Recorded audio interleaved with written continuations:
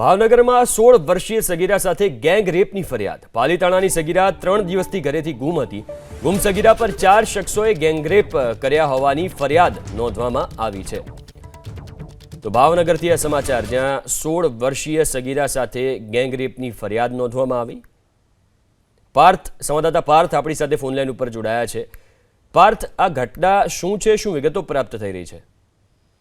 ભાવનગરના પાલીતાણા તાલુકાની અંદર આ 16 વર્ષની સગીરા છે કે તેમની સાથે ગેંગ રેપની ઘટના બની છે। જો આજે સગીરા છે તે 22/11/2025 એટલે કે 3 દિવસ પહેલા ઘરેથી નીકળી ગઈ હતી અને ત્યારબાદ આજે એક મહિલા છે જેનું નામ રૂબીના છે અને તે પીડિતાના સંપર્કમાં આવી હતી અને ત્યારબાદ આજે મહિલા છે તેમના દ્વારા સગીરાને બુરખો પહેરાવી અને જે પાલીતાણા તાલુકાનું એસટી બસ સ્ટેન્ડ આવેલું છે ત્યાં છોડવામાં આવી હતી અને ત્યારબાદ આજે સગીરા છે તે મિસિંગ હતી અને ત્યારબાદ આ ઘટના અંગે જે 24/11/2025 એટલે કે 2 દિવસ પહેલા આજે સગીરા છે તે પરત મળી આવી હતી, પરંતુ ત્યારબાદ તેમના માતા પિતા અને પોલીસ દ્વારા આજે સગીરા છે તેની જાણકારી મેળવી હતી। તેની અંદર જાણકારીમાં સામે આવ્યું છે કે સગીરા સાથે સતત 2 દિવસ સુધી અલગ અલગ જગ્યા ઉપર 4 જેટલા શખ્સો હતા તેમના દ્વારા દુષ્કર્મ ગુજારવામાં આવ્યું હતું અને આ ઘટનાને લઈને પાલીતાણા ટાઉન પોલીસ દ્વારા વિવિધ કલમો હેઠળ તેમજ પોક્સો સહિતની કલમો છે તેમના દ્વારા ગુનો નોંધવામાં આવ્યો છે। જો કે જે મહિલા છે રૂબીના,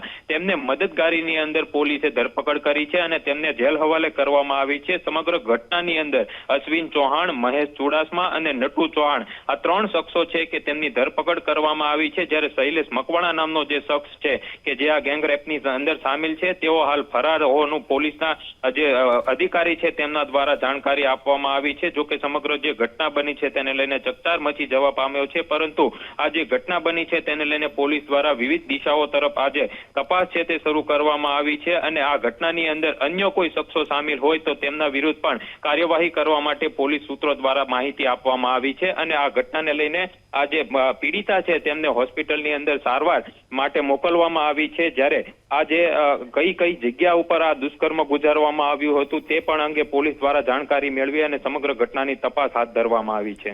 બિલકુલ, આભાર પાર્થ વિગતો આપવા માટે।